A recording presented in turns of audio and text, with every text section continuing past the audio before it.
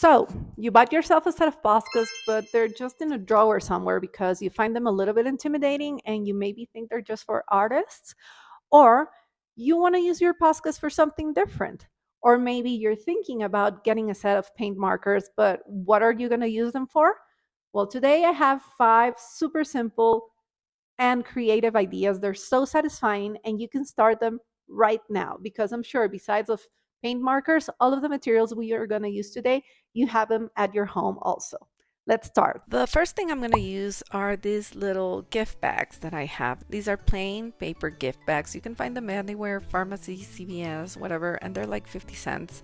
So I thought customizing these would be an amazing idea because you always need gift bags for something, and what a better thing to have ones that are made by you. You can do these when you're bored and just have them at your house ready to use.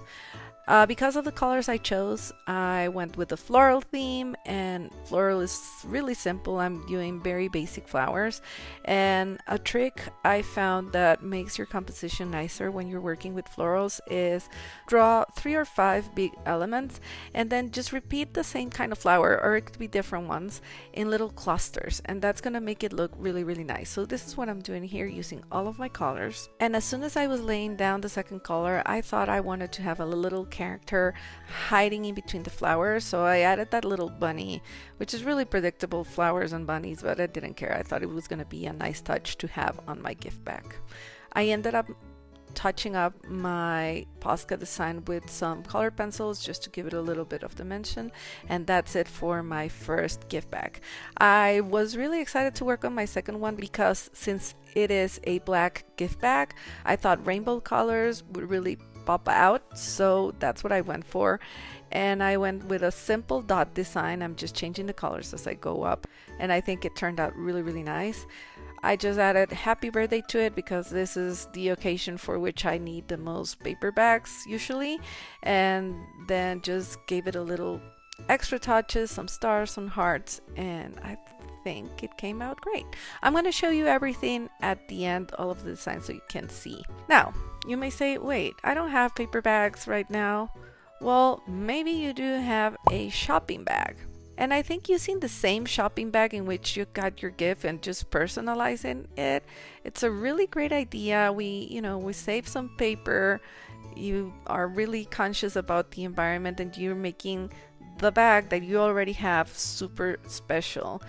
So this is what I did. I added a bunch of doodles, and then I added happy birthday in the middle of my bag, but you can definitely add the name of the recipient or anything else. Again, this is a super simple idea you can do at home really fast, but I think the results are amazing, and you have something custom that you did yourself and you stepped away from boredom. Idea number 2. I'm gonna make a little bookmark out of my cereal box. We all have cereal boxes, cookie boxes, any type of boxes you have at home. At first I wanted to do it with the side of the nutrition facts, but that's the side where the box was glued, so I couldn't really use that part. I just took my box apart, and then of course you have this large piece of cardboard that you can use for a lot of things. But before moving forward, I thought I'd show you what's going on underneath my desk right now. Okay, so I cut out that spine. I polished the cut because I did a really bad job with the scissors, and I wanted it to look straighter, so I used a straight edge and an X-Acto knife. And once I have my long strip of cardboard done, I'm gonna use, of course, the side that is not printed, and I'm just gonna decorate it to make a really beautiful bookmark.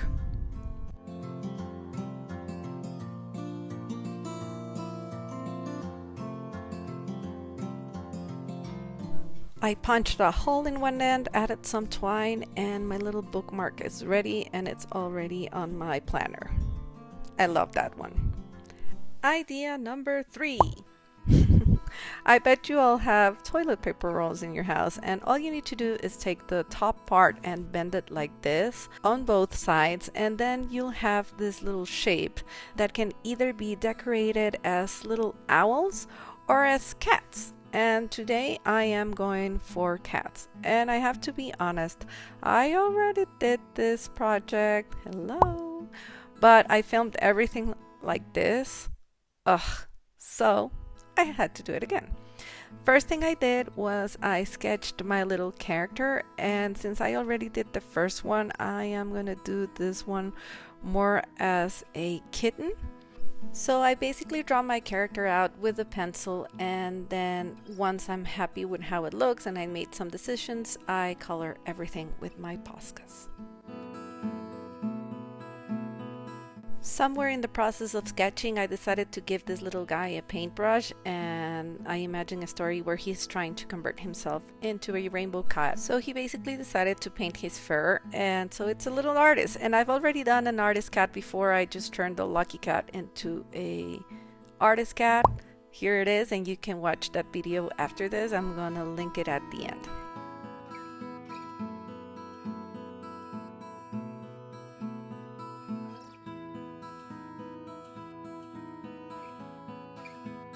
I love how this little one turned out. I just needed a fresh white marker to do the shinies. I did the shinies on the other cat and they're done. Again, I'm going to show you everything at the end.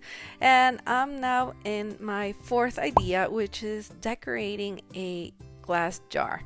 I have to be honest, I've never used Poscas on glass before, but they're supposed to work well. At least that's what it says on their website, so I thought I'll give it a try.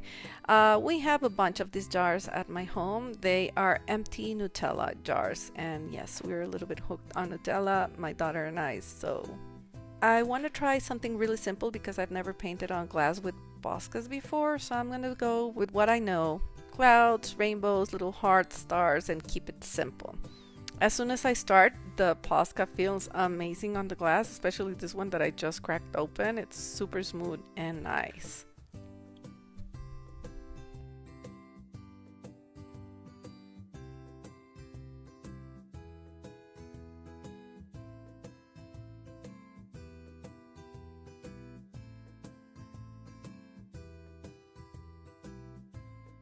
When I was done with the design and I only did the front, I thought my lid was looking a little plain, so I went and I made little rainbow lines all over it, and I think this just took it to another level. It looks so much prettier.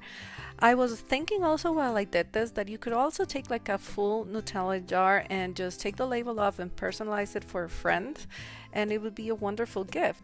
With my lid being colorful and pretty, I added some final details with a black marker. Then I regretted some of those, covered them over, and I was done with my jar. I really think this is a wonderful idea. You could fill it with candy or marshmallows or whatever, and it looks so pretty. Last fun thing you could do with your Poscas right now is alter a magazine page. I do this all the time in my art practice. It helps me keep creative. You can see I have some pages in this magazine that I've already transformed.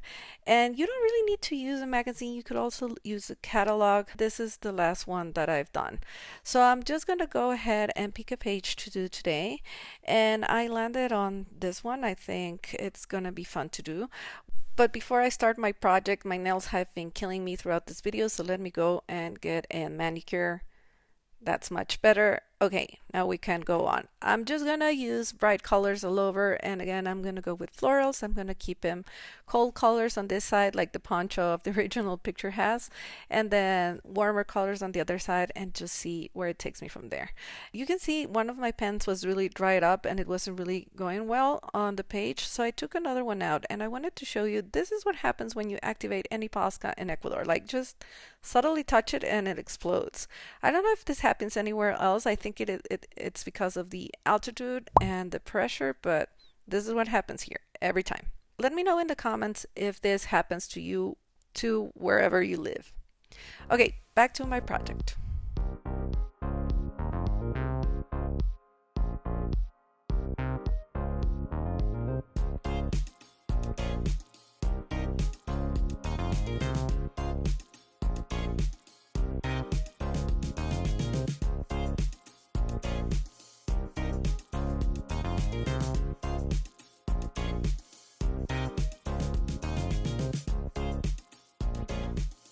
Okay, here's the result of my altered magazine page. I think it turned out really, really fun. This is something you can do, and it's okay if you ruin it because it's only a magazine page, but if you love it, you can even like frame it.